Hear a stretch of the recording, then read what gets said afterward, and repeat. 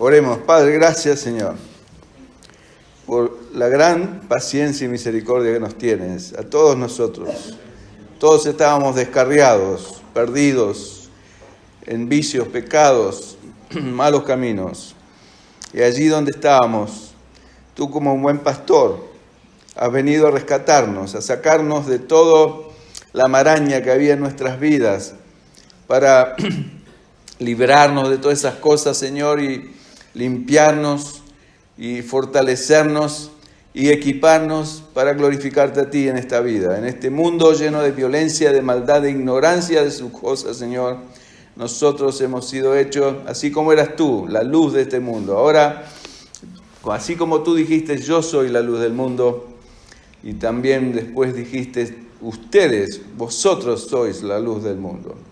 Tú eras luz mientras estabas aquí en este mundo, Señor, pero ahora nosotros, tu cuerpo, tu iglesia, nosotros somos la luz del mundo. Ayúdanos, pues, a brillar como lumbreras para que este mundo, sumido en la ignorancia, en el pecado, en la violencia, en la maldad, pueda haber luz resplandeciente que alumbra sus corazones y que el poder de Dios sea realmente derramado en nosotros y a través de nosotros, para que muchos vengan a la comprensión tuya, al conocimiento tuyo, abriendo sus corazones al Dios vivo de todo poder. Gracias, Padre. Me pongo en tus manos, lléname de tu espíritu, guíame a hacer y decir lo que tú quieras que diga y a callar lo que no quieres que diga, y que sea todo para la honra y la gloria de tu santo nombre. En Cristo Jesús lo pedimos y agradecemos. Amén. Bueno, mire, les voy a compartir comenzando el regalo que me dio el Señor, y es el hecho de que, fíjense, ¿no es cierto?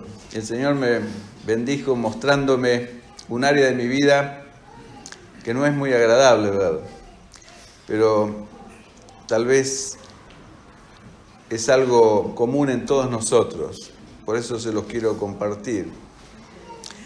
Y es mi incredulidad hacia la palabra de Dios. A veces el Señor nos habla bien claramente y nosotros, a pesar de ser creyente, un hermano muy querido, que ya es anciano, que nos discipuló de muy temprana edad en nuestra... Después que estábamos casados con mi esposa, él y su esposa nos discipularon en cosas concernientes a la fe. Y él siempre decía algo que a mí me llamaba la atención a esa altura de mi vida de joven cristiano, y de joven hombre también. Él siempre decía que se maravillaba de cuán incrédulos eran los creyentes. Parece una cosa contradictoria, ¿no es cierto? Los creyentes tienen que creer. Bueno, el Señor dice, y nos dice, y me dice a mí, y te dice a ti, eres un incrédulo en muchas cosas. ¿En qué cosas? Bueno, eso depende de cada uno de nosotros. Pero este pasaje que les voy a leer habla un poco de eso, ¿no es cierto? Del hecho de que hemos venido al Señor con una necesidad, todos nosotros. No porque estábamos en un crucero de placer y nos sentíamos cómodos y no necesitábamos nada, sino que el Señor a muchos de nosotros nos hizo tocar, como se dice acá en inglés, rock bottom, o sea, nos hizo ir hasta el fondo del río, hasta que reconociéramos que necesitábamos realmente de la ayuda de nuestro Dios. Si no, mientras estábamos fuertes, sanos, andábamos erguidos, teníamos necesidad de muchas cosas, pensábamos ilusoriamente de que no necesitábamos de Dios. Pero el Señor nos dejó caer muy bajo a veces, hasta hacernos ver que realmente sin Dios estamos muertos, como dice la palabra, en delitos y pecados. Estamos perdidos, como una oveja sin pastor. Como un hombre en el medio del mar, en la oscuridad de la noche, sin un salvavidas, sin nada, manteniéndonos a flote, tratando de sacar el cuello afuera del agua para mantenernos vivos. Esa era la condición mía y sin duda la condición de muchos o de todos nosotros. Hasta que el Señor vino en una misión de rescate, extendió su mano y nos sacó a flote. Y nos sostiene con su mano de vigor y de poder. Y mientras yo esté aferrado a Él, jamás voy a volver a ir al fondo, a volver a tocar fondo. ¿Por qué? Porque Él me sostiene, porque Él es mi fortaleza. Él es la roca sobre la cual me he fundado mi vida y me sostiene. Pero aún así, hay áreas de mi vida donde estoy creciendo a esa imagen perfecta de mi Señor y Salvador Jesús, mi hermano mayor. Y en ese proceso tenemos situaciones donde Dios nos sigue revelando, como a mí, ahora que cumplo 69 años. ¿Quién cree que cumplí hoy 69 años? O sea que el año próximo ya te voy a alcanzar, Gilberto, voy a los 70. No, Gilberto me lleva ventaja. Así que es tremendo el Señor, ¿no es cierto? Cómo nos enseña constantemente. Hay un pasaje en el Evangelio de Marcos, capítulo 9, y este fue el regalo de esta mañana, Señor, a mi corazón. Y quería un poco meditar en esto, y después ver si podemos ir hacia otros pasajes de la Escritura. Y mi deseo en esta noche es que podamos ver realmente que delante nuestro tenemos la posibilidad de tener fe en Dios o de ser incrédulos a Dios. No hay otra posibilidad. O creo en el poder del Señor absoluto y me aferro a Él y me dejo guiar y ayudar por Él, así como Pedro cuando estaba caminando por ese mar de Galilea y tuvo la osadía de decirle: Señor, si eres tú, di que yo vaya hacia ti. Y Pedro sacó el pie y el Señor le dijo: ven. Pedro saca un pie del bote donde estaba, sacó el otro pie, los otros discípulos lo miraban como decían: este está loco. Y Pedro comenzó a caminar. Pero cuando vio las olas, los relámpagos, los truenos, el viento y el mar que se embravecía, dejó de mirar al Señor y se empezó a hundir. Y así es mi vida y la tuya, aunque estemos en Cristo, si lo dejamos de mirar al Señor, sin duda nos vamos a hundir. Nuestra fe puede fallar y entra esa incredulidad, la cual el diablo siempre toma ventaja. Así como tomó ventaja con esa primer pareja de Adán y Eva que él mismo creó y que le creyeron más al diablo y sus mentiras que a la verdad absoluta de Dios. Y esta es otra cosa importante: Dios nunca miente, es la pura verdad. La esencia de Dios es su fidelidad. Algo fiel es algo inmutable, algo que nunca cambia. Hay una canción, no sé quién la canta, pero dice: todo cambia, casi todos los sudamericanos la conocemos. Y es una realidad, en la vida todo cambia. Cambian las modas, las costumbres. Antes éramos jóvenes, después nos ponemos viejos, pero Dios es inmutable, es siempre el mismo. El mismo, el Señor, el cielo y la tierra van a pasar, pero mis palabras jamás van a pasar. Y eso demarca la inmutabilidad de Dios. Entonces, cuando yo leo la palabra de Dios, no es que fue moda hace 2000 años y ahora cambió, es la misma, porque es la palabra dada, el rema dada por nuestro Dios, aquel que es fiel, que no cambia.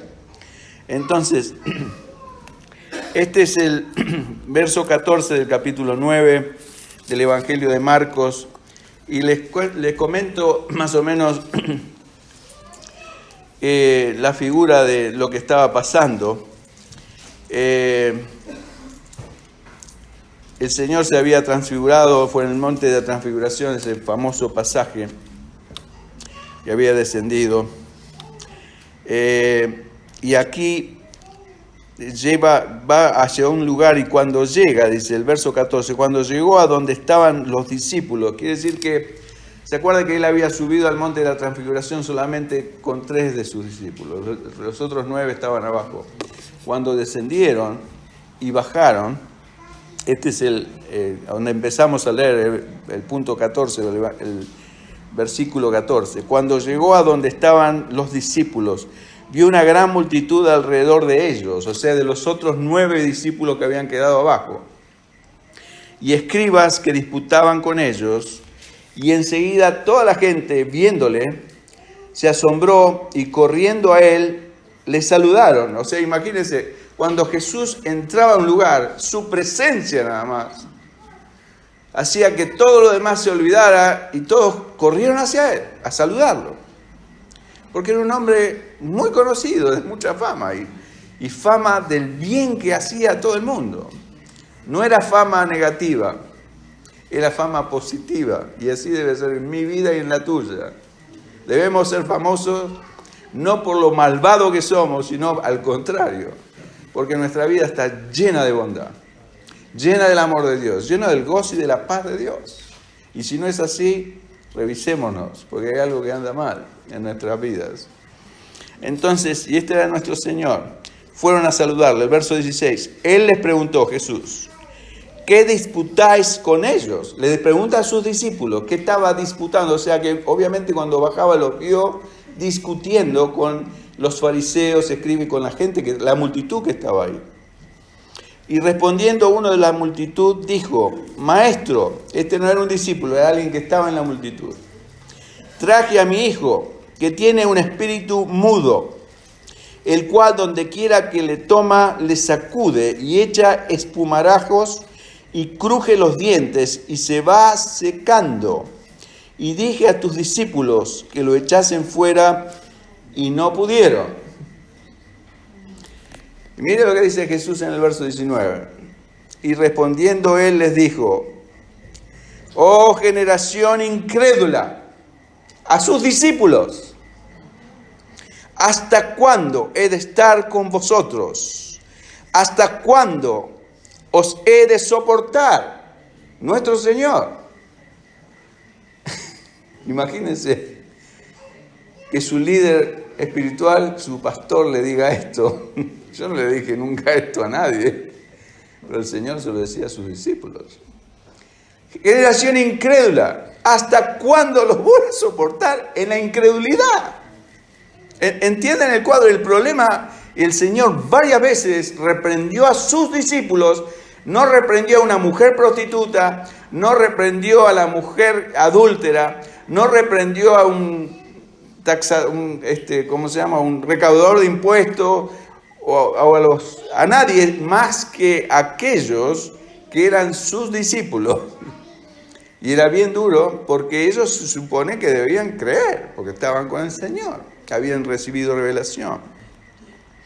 ¿Hasta cuándo os he de soportar? Tráenmelo, dice el Señor. Verso 20, y se lo trajeron. Y cuando el Espíritu vio, mire lo que pasa cuando el Espíritu ve a un hombre lleno del Espíritu Santo. Cuando el Espíritu vio a Jesús, sacudió con violencia al muchacho, quien cayendo en tierra se revolcaba echando espumarajos. Jesús preguntó al Padre, ¿cuánto tiempo hace que le sucede esto? Y él le dijo, el papá, desde niño. Y muchas veces le echa en el fuego y en el agua para matarle. Este es el diablito. Y lo mismo está haciendo ahora en tu vida si tú no estás en las manos del Señor. No importa cuán feliz estés en apariencia. Pero fíjese lo que dice este hombre. Si puedes hacer algo, ten misericordia de nosotros y ayúdanos. Este es un padre desesperado de que veía a su hijo dar golpes a sí mismo por la violencia del espíritu inmundo que lo poseía. Y lo echaba al fuego o al agua para matarlo. Ese era el propósito. Y el diablo dice bien clara la Escritura que el Señor Jesús mismo dice, el diablo vino para robar, matar y destruir. Mas yo he venido para que tengáis vida y para que la tengáis en abundancia. Si la vida de Cristo no está en ti, sorry to say, no tienes vida. Tienes algo que se parece a una vida muy limitada y corta, y cuando se termine va a venir el payday, el día de pago. Y Dios te va a pasar la factura. Y la vas a tener que pagar. Seas quien sea. Te guste o no te guste. Lo aceptes o lo rechaces. Esa es la verdad. Entonces, Jesús le dijo, miren lo que dice el Señor Jesús. Si puedes creer, al que cree, todo le es posible. Entonces, esta es la condición que le puso el Señor Jesús a este padre desesperado. Y así estaba yo en mi vida, en un momento, cuando toqué el fondo. Si puedes creer, si puedo creer, depende de eso de mí, al que cree, todo le es posible. Y esto no quiere decir que yo me voy a subir a una torre de 20 pisos y digo, yo creo que, porque se acuerdan que así lo tentó el Señor, el mismo diablo. Lo llevó hasta el pináculo del templo y dice, si eres el Hijo de Dios, arrójate de aquí, porque escrito está, le dijo el diablo. En sus manos te sostendrá para que, ¿no es cierto?, tu pie no resbale. Estaba escrito y era cierto. Pero el Señor sabía la escritura completa y le dijo la otra parte, no tentarás al Señor tu Dios. ¿Cuántas veces los cristianos tientan a Dios poniendo en la boca de Dios cosas que Dios nunca dijo?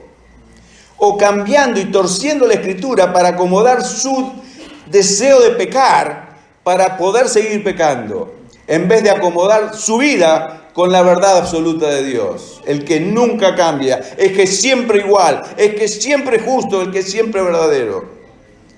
Nunca lo vio usted, yo lo vi infinitas veces. A personas que dicen ser cristianos, son los mayores hipócritas. A Dios no lo podemos engañar. Nadie. Dios es verdad absoluta. Él sabe lo más íntimo de mi corazón. Y sabe si yo tengo autoridad como tenía Jesús para presentarse delante de un demonio, y el demonio sabía que Jesús tenía autoridad. Y el demonio va a saber si usted tiene autoridad delante del Señor o es un payaso. Y ahí se terminan, como en la Escritura muchas veces parece en el libro de los Hechos, donde los discípulos salían corriendo porque los demonios lo perseguían. Pero no era así con Jesús. Jesús era un hombre de autoridad, como hemos visto en Juan capítulo 14, verso 23 creo que era. El diablo viene, el enemigo viene y no encuentra nada de él en mí. Así debe ser nuestras vidas. Que el diablo, cuando viene a querer acusarnos, no puede encontrar una sombra de su maldad, de su pecado, de su violencia en ninguno de nosotros. E inmediatamente, verso 24, el padre del muchacho clamó y dijo, miren lo que dice este hombre, un hombre honesto. Creo, ayuda mi incredulidad. ¿Entienden esto? No lo entienden. Porque si creo, ¿cómo puedo pedir ayuda para mi incredulidad? Quiere decir, se lo transcribo un poquito para que lo entienda. El hombre creía en la medida de la fe que él tenía. Todos tenemos una medida de fe. Pero si le pedimos al Señor que, como le pidieron los discípulos, Señor, aumentanos nuestra fe. El Señor puede aumentarnos nuestra fe, porque la fe es un don de Dios. Dios nos da una medida de fe para ayudarnos a creer en Él. Porque sin fe es imposible agradar a Dios. Es Dios el que nos da esa fe inicial para poder creer en Él. Creer que la palabra de Dios es cierta, es fiel. ¿Cómo lo hago? Y yo dije lo mismo que dijo este hombre. Señor, yo creo un poquito, pero ayúdame en mi incredulidad. Y seguramente que tú tienes que decir lo mismo. Porque en todos nosotros hay una porción de incredulidad que debe ser muerta, quitada, exterminada. Porque al que cree, a algo le es posible. Todo le es posible. Absolutamente todo. Pero no, insisto, no es todo que somos Superman, nos subimos arriba del edificio y nos tiramos para abajo y Dios nos va a recoger. No. todo lo que dice la palabra de Dios. El miércoles hablábamos con los hermanos que la gente es más proclive o más tendiente a creer mentiras que muchos falsos maestros de este siglo sacan de la palabra de Dios, torciendo la Escritura para complacer su deseo de pecar y, por así decirlo, para justificar el hecho de que están llenos de dinero, que ha robado a la congregación a la cual teóricamente predican y sirven, y que para justificarlo tienen que decir y aumentar un argumento que crece y crece y crece, de que Dios es el rey y nosotros somos hijos del rey, entonces tenemos que ser ricos. Eso es una mentira del diablo, que infinidad de cristianos se la creen y se la tragan como un sanguchito de canapé, como no sé si saben lo que es un canapé, es un sanguchito pequeño, así es un bocadito. En mi país se llaman canapés, o saladitos. Algo así me lo como. Así se lo come la gente, las mentiras de estos falsos maestros, que hacen eso para acomodar. Eso lo cree la gente, pero la verdad de Dios, así como le dudó Eva, ¿no es cierto?, cuando el diablo... No, en realidad no vas a morir si comes un poquito de esta fruta, te va a hacer bien y te va a gustar, vamos, comete un poquito de la fruta. Así como le dice el diablo a tantos jóvenes en esta generación, le dice, un poco de droga no pasa nada, o un poco de alcohol, o un poco de sexo fuera del matrimonio, o un poco de lo que sea, o un poco de pornografía, una vez que mires un sitio pornográfico, no te va a pasar nada. No te va a pasar nada. Te vas a secar como este muchacho. Lentamente, por supuesto. Como se dice, fuego lento en el asador. Y verso 25, cuando Jesús vio que la multitud se agolpaba, reprendió al espíritu inmundo diciéndole, espíritu mudo y sordo, yo te mando, sal de él y no entres más en él. Se terminó, y sin grito, Entonces el espíritu, clamando y sacudiéndole con violencia, salió y él quedó como muerto, de modo que muchos decían, está muerto. Pero Jesús, tomándole de la mano, le enderezó y se levantó. Lo mismo hizo Dios, el Señor conmigo. Me empezó a enderezar en el momento que me tomó de la mano. ¿A ti no te pasó eso? Si el Señor no te empezó a enderezar cuando te tomó de la mano y todavía sigues torcido, es porque no estás bien aferrado a la mano de Dios. Porque Dios a todo el que toma, no solamente le saca los bichos o los espíritus inmundos, sino que los empieza a enderezar para que anden en rectitud, para que anden en santidad, para que lleven gloria y honra al nombre de Dios y no sean vergüenza al nombre de Dios. Pero Jesús, tomándole la mano, le enderezó y se levantó. Cuando él entró en casa, sus discípulos le preguntaron aparte, ¿por qué nosotros no pudimos echarle fuera? Y les dijo, este género con nada puede salir, sino con oración y ayuno. En otras palabras, Jesús le estaba diciendo que ellos, a pesar de ser sus discípulos y tener autoridad sobre algunos espíritus inmundos, este tipo era muy poderoso para ellos. Solamente un hombre probado completamente como Jesús estaba en condiciones, fuerte espiritualmente, de echar fuera determinado demonio. O espíritu inmundo, no es que sea un demonio, pero son espíritus inmundos.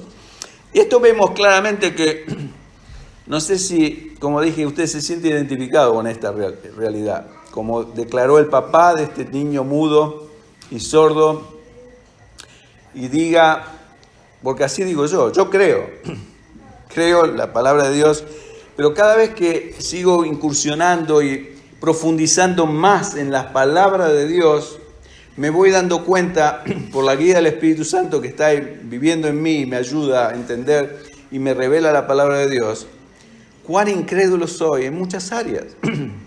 así como este hombre, y le tengo que pedir al Señor a diario: Señor, ayúdame en mi incredulidad.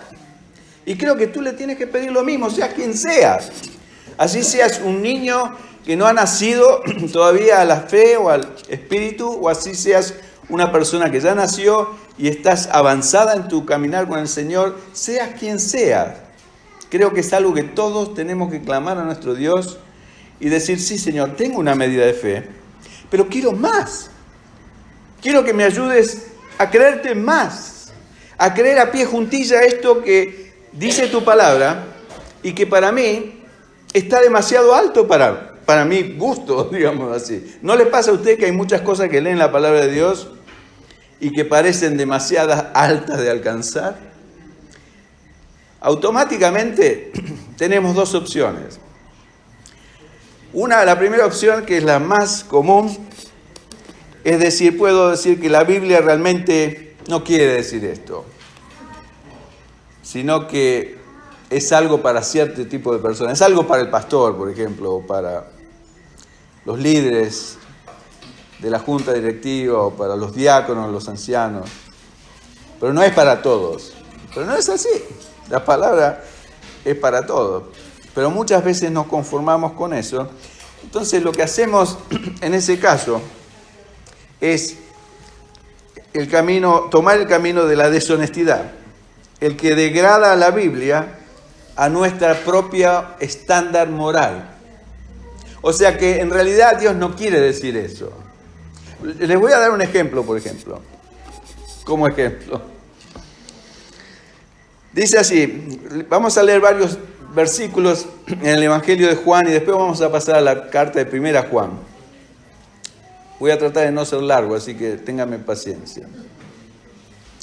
Pero quiero redondear un poco con un ejemplo claro de nuestra incredulidad y de la constante disyuntiva. ¿Saben lo que es una disyuntiva? Es derecha o izquierda. ¿A dónde dobla la derecha o dobla la izquierda? ¿Qué hago? Es una disyuntiva de no saber qué hacer.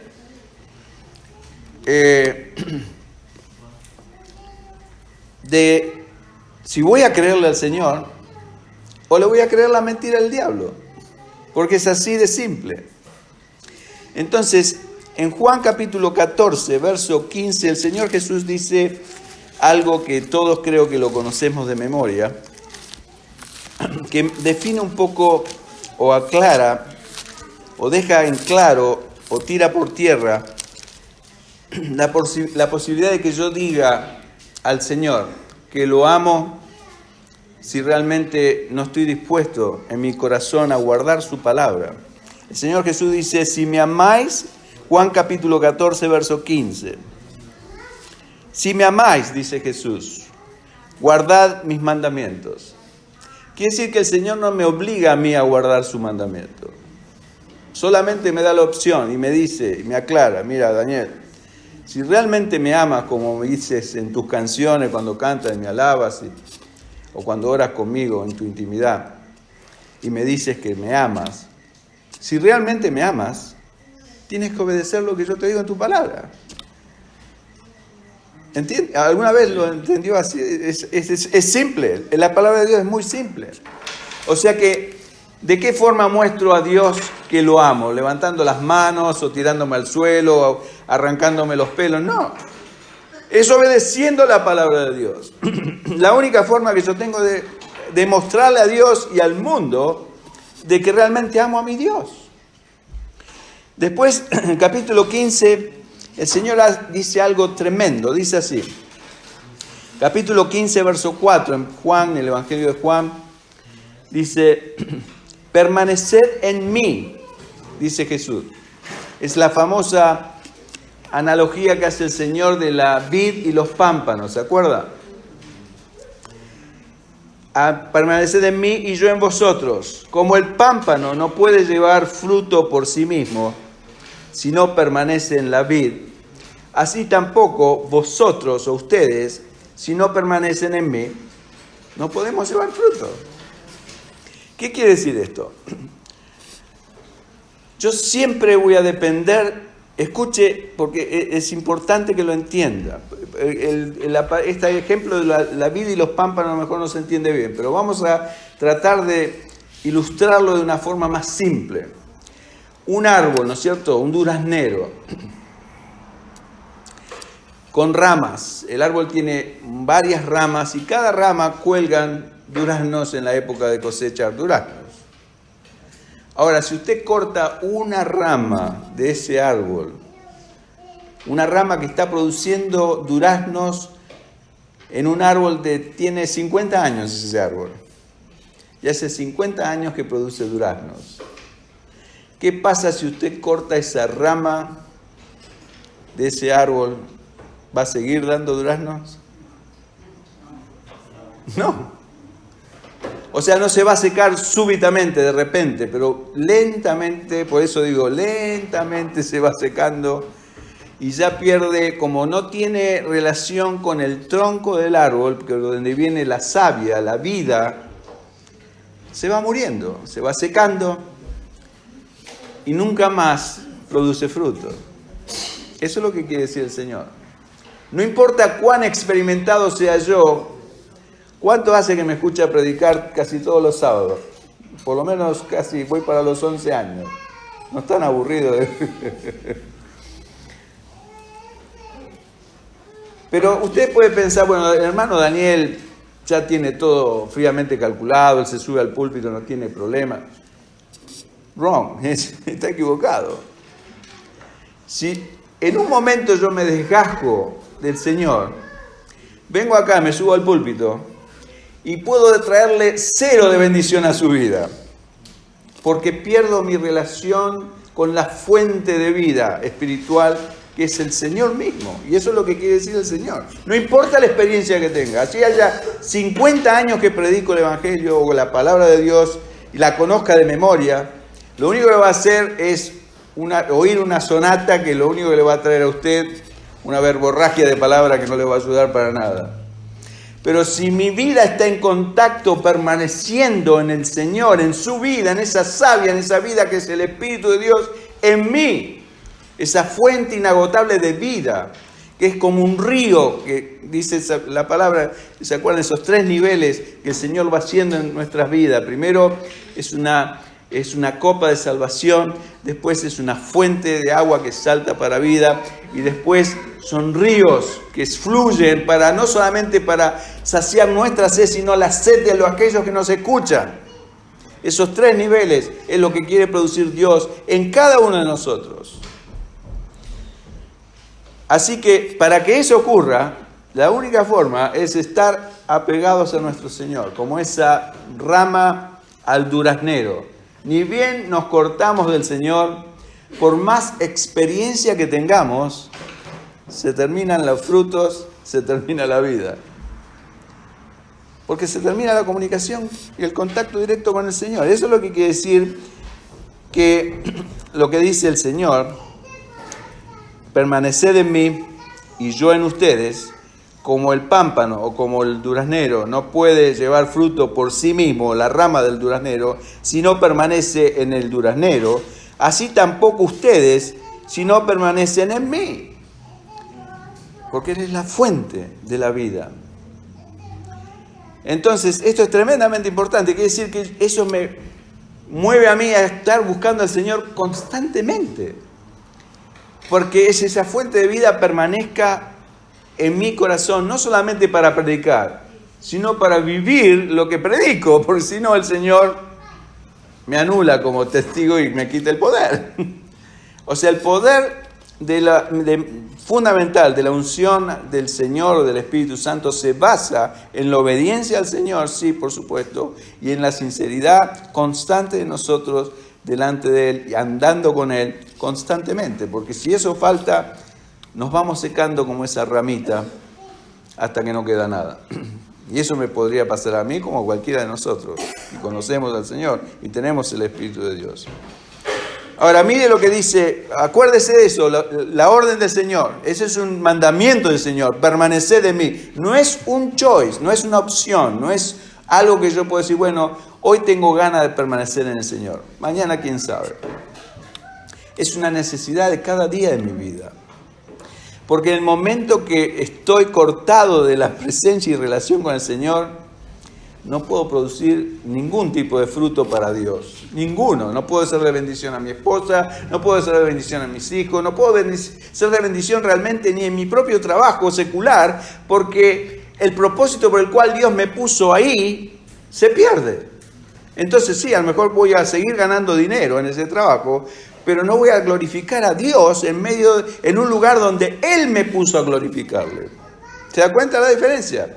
O sea que estoy cambiando algo precioso que Dios me quiere dar, no solamente dinero a través de un trabajo, sino mucho más es hacerme un testigo de Él en un lugar donde hay tinieblas, donde nadie conoce a Dios, donde yo soy el único que tengo la vida de Cristo en mí y puedo dar testimonio de quién es Jesús. Los demás no tienen la menor idea. Entonces, 1 Juan capítulo 2, ahora vamos a la primera carta de Juan, 1 Juan, capítulo 2, versos 4 al 6. Y el Señor, usándolo ahora es el Espíritu del Señor, también es el Señor que habla a través del apóstol Juan. El apóstol Juan acá tenía más de 90 años.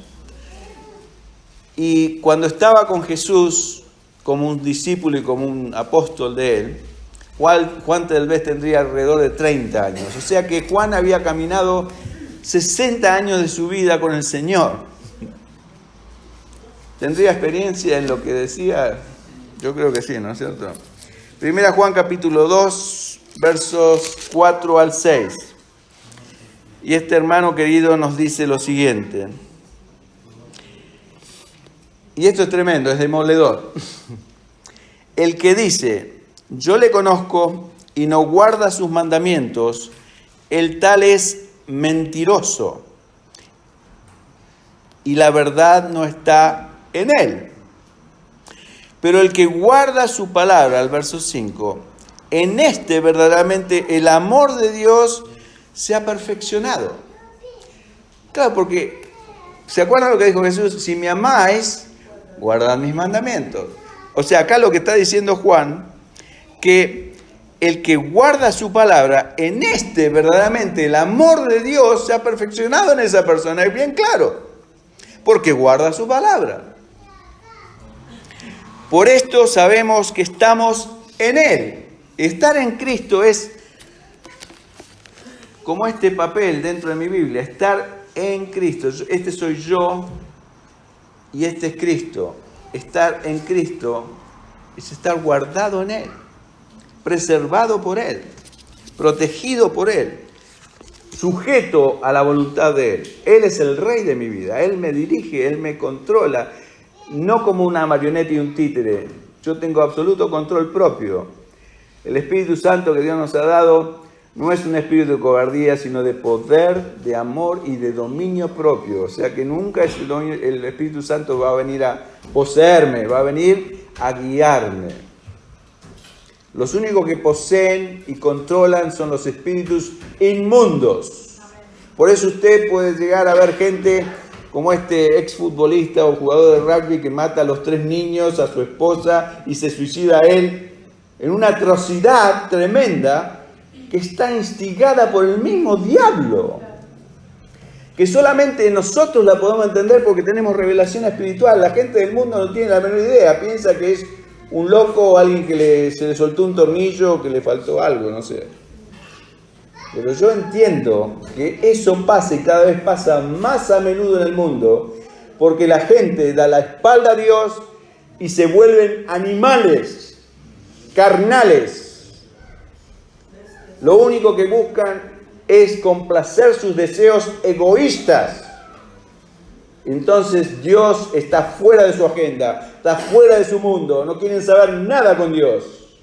Y el diablo toma, por eso le digo, tarde o temprano, la ventaja, ya sea con un poco de droga, o con un poco de alcohol, o con un poco de lo que sea. Y ahí donde el diablo es muy sagaz, muy astuto. Y este hombre parece que estaba prendido con la droga esa del ice. Así que eso es tremendo. Pero cuando empezó con eso, el diablo se la vendió como algo muy excitante, que lo iba a llenar de placer y le iba a dar sensaciones que nunca había sentido, así como el diablo le vendió a Eva la mentira de la fruta, del fruto prohibido. Esto es algo que cuando lo comas vas a ser parecido a Dios. O sea, era un vendedor tremendo el diablo. Y Eva se lo compró.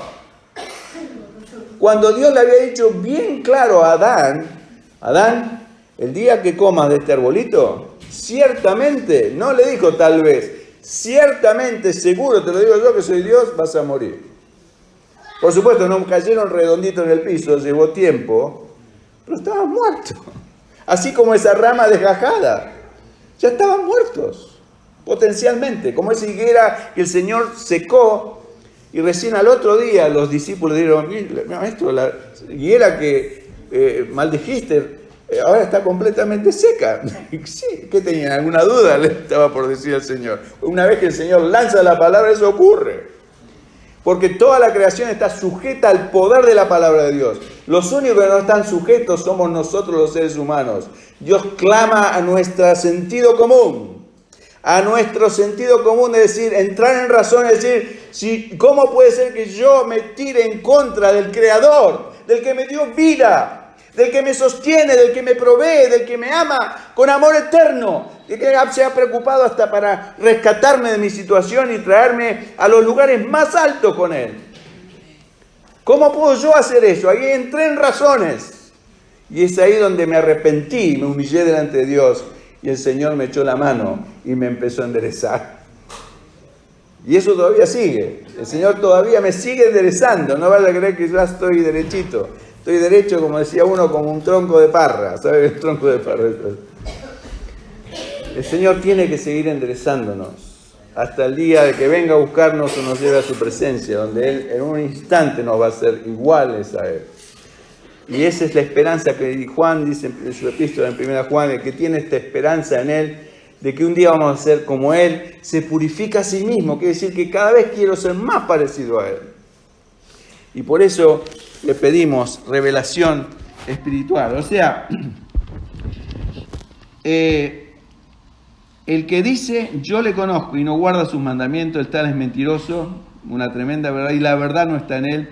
Pero el que guarda su palabra, en este verdaderamente el amor de Dios se ha perfeccionado. Por esto sabemos que estamos en Él. Ahora, mire lo que dice el verso 6. El que dice que permanece en Él, ¿se acuerdan que Jesús dijo, permaneced en mí? Ahora, ¿qué prueba hay de que yo permanezco en Jesús? Esta es la prueba. El que dice con la boquita que permanece en Jesús, debe andar como Él anduvo. ¿Qué le parece? Yo cuando escucho eso, bueno, antes de esto, por ejemplo, la nueva versión viviente o viva, dice esto: el que afirma que está unido a Dios debe vivir como Jesucristo vivió. Más claro, bien claro. O lo que sería otras versiones en inglés, por ejemplo, la Living Translation en inglés, que es parecida a esta que acabo de leer, dice, literalmente traducido, dice esto: el que dice ser cristiano debe vivir como Jesucristo vivió. Ahora, si yo le dijera a ustedes, si realmente son cristianos, deben vivir como Cristo vivió, el diablo, si yo se lo dijera, yo se lo estoy leyendo, pero si yo se los digo a ustedes, el diablo inmediatamente les va a decir en su oído, eso es imposible. Díganme la verdad, ¿no se lo está diciendo ahora mismo? Pero eso es lo que dice la palabra de Dios. Les voy a dar una simplísima definición de fe para que no se lo olviden más. La simple definición de fe es la siguiente: estoy de acuerdo con lo que dice Dios en su palabra. Eso es fe. Incredulidad es lo opuesto. Estoy de acuerdo con lo que me dice el diablo. Cada vez que usted escuche una palabra dura de parte de Dios, como digo, usted ve la verdad de Dios acá, o la voluntad de Dios acá arriba, pongámosla en relación a la Biblia, y yo estoy acá. Entonces el diablo viene y me dice, imposible, Daniel, olvídate. ¿Sabe por qué le digo esto? Porque a mí me lo dijo por más de 30 años en mi vida cristiana. Yo era un anciano de la iglesia, fui tesorero, fui diácono, pasé por muchos puestos. Y el diablo me mentía, porque venía y me susurraba en mi oído. Cuando yo leía un pasaje así, y me decía en mi oído, imposible. Forget it, olvídate, Daniel. Entonces, mi realidad está acá y la verdad de Dios está acá. Es demasiado alto, no lo puedo alcanzar, me doy por vencido. Esa es una de las razones por la cual empezamos a pensamos a pensar, en realidad Dios no quiere decir esto, Dios quiere decir que, tengo que tratar yo, ¿no es cierto?, de caminar como caminó Jesús. Y esto no tiene nada que ver en la vida ministerial de Jesús, ¿no? La palabra de Dios no quiere que yo sane enfermo, ni paralítico, ni resucite muerto. Eso es la parte ministerial de la vida de Jesús. Lo que está hablando es de su forma de caminar en esta tierra. Constante conexión con el Padre, reportando a Él y obedeciendo al Padre más que su propia voluntad. Eso es lo que me pide Dios, no que haga milagros. Los milagros son de Dios, no son para mí. Porque eso es otra cosa que nos equivocamos, ¿no es cierto? A veces pensamos, así que Dios nos llama a hacer lo mismo que hizo Jesús, a caminar por el agua, etc. No. A vivir como vivió Jesús sobre esta tierra. Una vida de limpieza, apartado del mal, del pecado y obedeciendo siempre la voluntad del Padre. La pregunta mía hacia ustedes, ¿qué es lo que usted cree personalmente acerca de estas declaraciones? ¿Cree la mentira del diablo o cree lo que dice Dios? Que el que dice que permanece en Él debe andar como Él anduvo. Si yo creo esto y yo lo creo de todo mi corazón, lo acepto en mi corazón, y mi postura ante Dios está bien clara, es simple y tiene que ser honesta. Señor, yo no estoy a la altura de lo que tú me pides, pero deseo crecer. ¿Se acuerdan lo que dice? A la medida y estatura, como dice el libro de Efesios, de Cristo. Ese es el propósito de Dios, hacernos crecer a la altura, a la medida y la estatura de Cristo. Y esto es lo que quiere decir.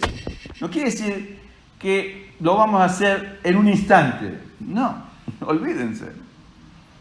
Pero Dios lo que quiere ver es mi voluntad, mi deseo de obedecerlo. Es como decir, supóngase que cuando veo esto, digo, es imposible, me olvido o adapto esa postura a algo que a mí me queda cómodo para alcanzar. Lo mismo que tantas declaraciones de la Biblia o mandamientos. Por nada estéis afanosos, antes bien sean conocidas vuestras peticiones con acción de gracia delante de Dios. Y la paz del Señor, que sobrepasa todo entendimiento, guardará vuestros corazones y pensamientos en Cristo Jesús. ¿Cómo hago para hacer eso? Estad siempre gozosos. Haced todo sin murmuraciones. Señor, es demasiado alto. Entonces, yo creo que la postura honesta, ya vimos antes lo que era deshonesto, es querer amoldar la palabra a mi realidad, con lo cual lo que hago es bajar el nivel de la palabra de Dios a mi nivel. Es una aberración. Y eso es lo que hacemos muchos cristianos. Lo correcto es yo decirle, Señor, yo estoy acá y tú estás acá arriba. Y acá donde me quieres tú, ayúdame, porque yo no puedo. Como le dijo Pedro al Señor, Señor, sálvame. Y el Señor extiende su mano, como le extendió a Pedro, y lo levanta y lo endereza. Y ese es siempre el propósito de Jesús. Créame, siempre el propósito de Jesús. No es para condenarlo, no es para disminuirlo, no es para buscarlo, para hacerlo sentir mal. Es para que entienda que esa es la voluntad de Dios. Es como un padre que me dice, hijo, estás hace 20 años en el jardín de infantes. Juan, yo quiero que crezcas, que termines la primaria, la secundaria, y que vayas a la universidad, y si es posible te hagas un doctor. Y cuando yo tengo 4 años y digo, Señor, yo quiero ser un doctor. Supóngase que un niño de 4 años le dice a otro niño de 4 años, yo voy a ser un doctor. Y el otro niño, olvídate, imposible. Un niño de 4 años, un doctor. Y el niño se frustra, ¿no es cierto?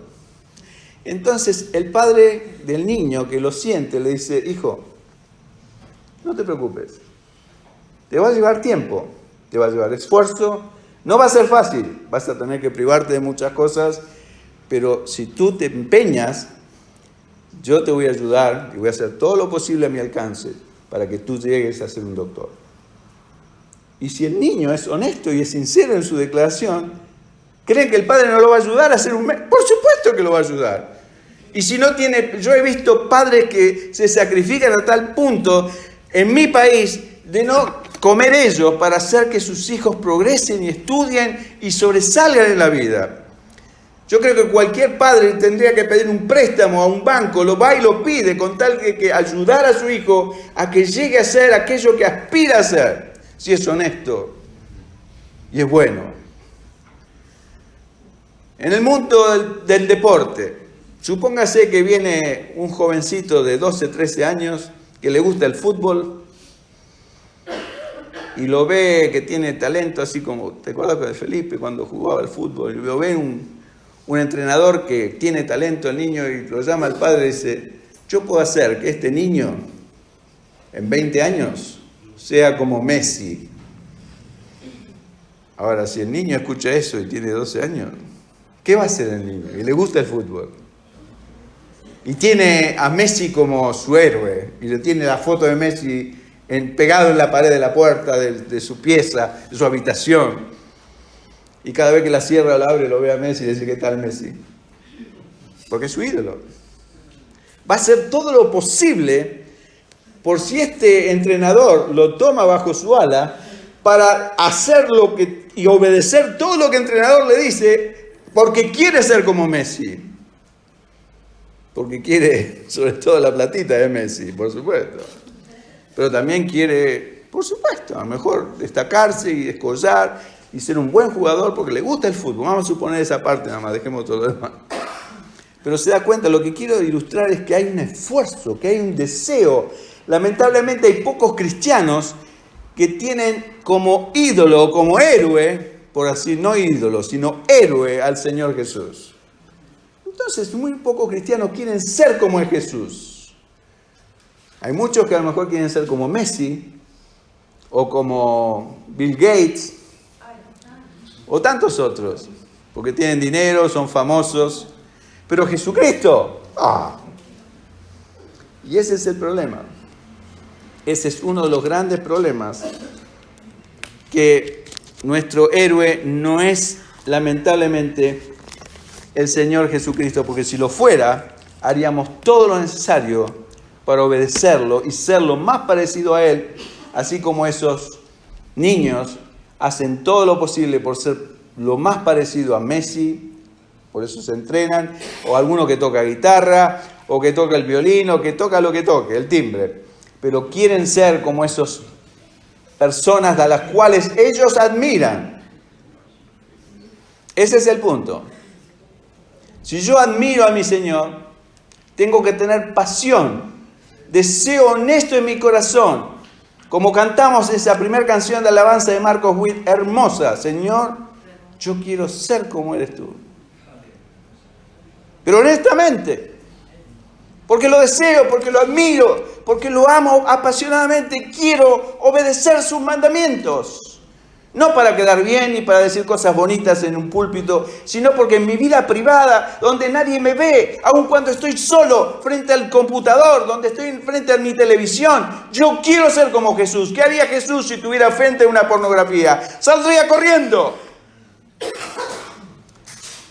¿Qué haría Jesús si está frente a la droga? Diría, por favor. Imagínense las reacciones de un hombre puro como el Señor Jesucristo. Esa debe ser mi misma actitud de vida. Aun cuando nadie me ve, cuando mi esposa no está conmigo, cuando ustedes no están alrededor mío, pero Dios me ve aun cuando estoy sentado solito en el toilet del baño. Y es ahí donde Dios ve mi corazón. Si realmente quiero obedecer sus mandamientos, si realmente lo amo a Él, o estoy pretendiendo o simulando que lo amo para predicar un mensaje el sábado o el domingo, lo que sea en la iglesia y que impacte los corazones. Rubbish, basura. Debemos tener un verdadero deseo honesto. ¿Y por qué sucede esto? Porque la mayoría de nosotros, tal como me sucedió a mí, creemos que el Señor vivió sobre esta tierra como Dios. Y usted sabe que eso es falso. A lo mejor nunca oyó esto. Escúchelo. Esto sería como si un ángel... Si yo pienso esto, y yo lo pensé muchas veces en mi vida. Sí, el Señor vivió una vida de santidad, de pureza, de fidelidad a su Padre porque era Dios. Yo no soy Dios. Eso es lo mismo que decir un ejemplo de un ángel del cielo que baja con sus alitas y me dice: Daniel, yo te voy a enseñar a cruzar este río caudaloso y atravesarlo y salir con vida. Y el ángel va con sus alitas, vuela alrededor, a través del río y se va del otro lado, de la otra margen del río. Y me dice: ven, sígueme. Y yo digo: tú estás loco. ¿Cómo te voy a seguir yo si eres un ángel que tiene 2 alas? Yo no tengo 2 alas. Si quieres que yo te siga, bueno, sácate las alitas que tienes, toma un cuerpo como el mío que es pesado y me empuja para abajo. Entonces dime, ven y sígueme. Y saben que eso es precisamente lo que hizo Jesús. Jesús, dice el libro de Filipenses capítulo 2, se despojó de las alas de toda la deidad y se hizo un hombre igual que yo. Igual que tú si eres un hombre. Y vino a este mundo a mostrarnos cómo se debe vivir para la gloria de Dios. Ese fue el propósito por el cual vino Jesús. No solamente vino a morir por mis pecados, por supuesto, eso fue la obra cumbre, póstuma del Señor. Pero vino y vivió 33 años y medio siempre haciendo la voluntad de su Padre para mostrarme a mí que ese era el camino al que yo debo seguir. Por eso Jesús dijo en Juan 14:6, yo soy el camino, yo soy la verdad, yo soy la vida. Nadie puede venir al Padre si no es por mí. Y eso es por mí, no es solamente por la sangre que Él vertió, que es una bendición. Y sí, por supuesto, nos lleva a la presencia del Padre. Pero es también siguiendo su ejemplo de vida, cómo vivió Él. Así que vamos a terminar con un último pasaje, entre paréntesis, de Filipenses capítulo 2, versos 6-7. Haría bien de leerlo en su casa, porque es un pasaje hermoso de la Escritura que nos muestra que el Señor Jesús, el libro de Hebreos también, es un libro que está lleno de revelación de que Jesús era y estuvo sometido, un hombre como nosotros, era 100% Dios y era 100% hombre, y estuvo sujeto a las mismas tentaciones que estamos sujetos todos los hombres. Por eso, Filipenses capítulo 2, verso 6 dice: el cual siendo en forma de Dios no estimó el ser igual a Dios como cosa que aferrarse, sino que se despojó a sí mismo, tomando forma de siervo, hecho semejante a los hombres, y estando en la condición de hombre, se humilló a sí mismo, haciéndose obediente hasta la muerte y muerte en la cruz. Ese es mi Señor. Y eso es lo que nos llama Jesús, a obedecerlo. No nos llama a una vida placentera, del relax y, ¿no es cierto?, playa, sol y música y tragos, como decía Belardo. ¿Dónde está el whisky? Primera Pedro, capítulo 2, versos 21 y 22. Con esto termino, hermanos. Primera Pedro, capítulo 2, versos 21 y 22. Yo creo que esta parte de la Escritura clara o redondea todo lo que estoy tratando de decir. Dice así, la epístola a Pedro.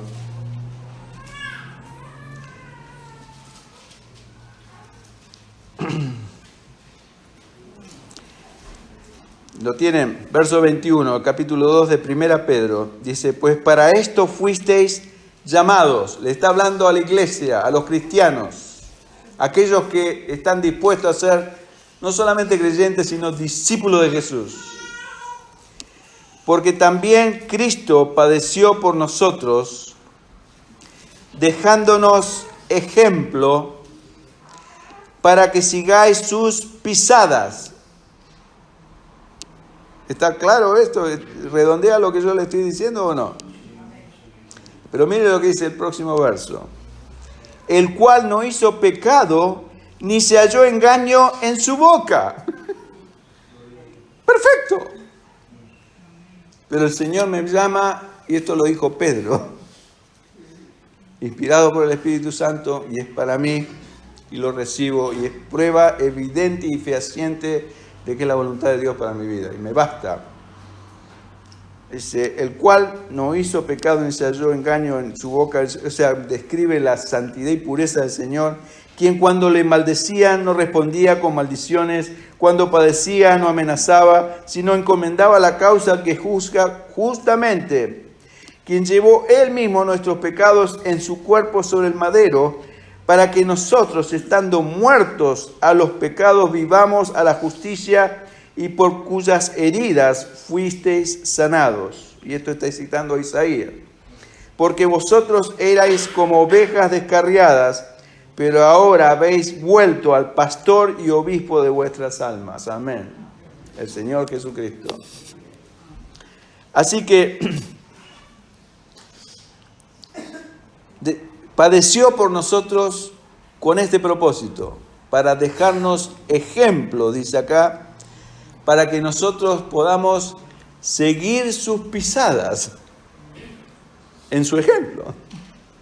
Insisto, no sanando a los enfermos, como muchos predican. Por supuesto, si Dios nos da el hacerlo, lo vamos a hacer. Pero es Dios el que decide. Acuérdense en que Jesús, por 3 años y medio de su vida ministerial, entró casi todos los días a la puerta del templo de la Hermosa y había un cojo ahí sentado y nunca lo sanó. Se lo dejó a Pedro, como dice la hermana Sofía.